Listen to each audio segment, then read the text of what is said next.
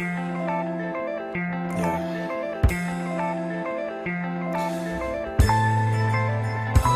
This is why I do this shit.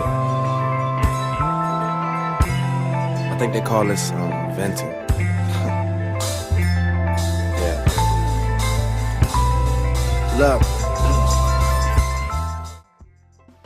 Hi, my name is Dubem, and this is my first ever proper YouTube video, so you gotta bear with me, you know, because I'm gonna work out the kinks.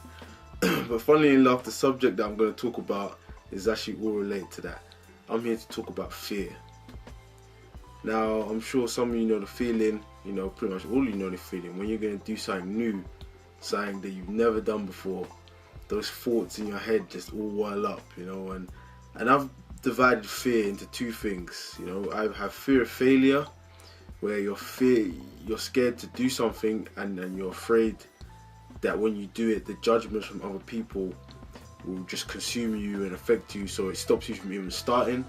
Or you have the fear of success, where you're afraid if you do it and you're actually successful at it, people will expect more of you and you to do more of it and expect you to do it perfectly.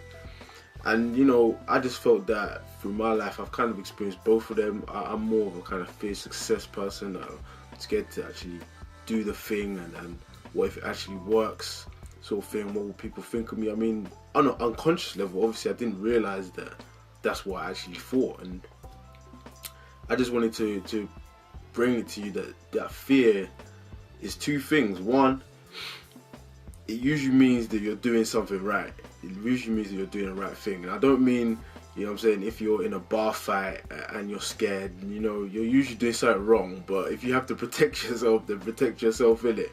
But if you're trying to do a new experience and you have that fear, that means, okay, this is something that's uncomfortable, but at the same time it's going to help me grow, you know, and grow as a person.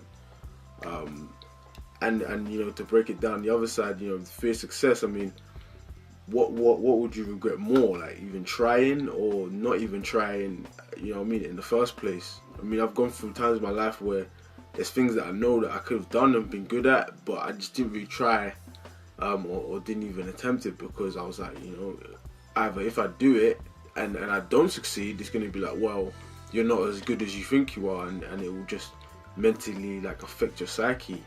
But at the same time, if you do it and you are good at it, people will be expecting you to do that again. And I think perfectionism comes into it as well. Like, we want to do everything right. Like, we want to do that thing right. We want to research it and plan it and go into detail and do everything right.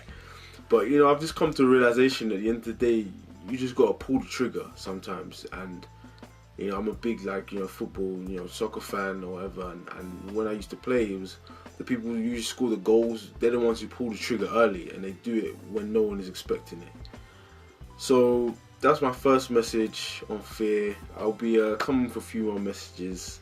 I'll get better, you know, we develop, we grow as we move outside that comfort zone. But thank you for listening to lesson 1, and I'll see you later. It opens up my eyes. These verses are a chance to be remembered and reprised, and I will be performing this as long as I'm alive. So every word I utter will be mine. Don't believe the lies. Look me in my eyes. Please don't be scared.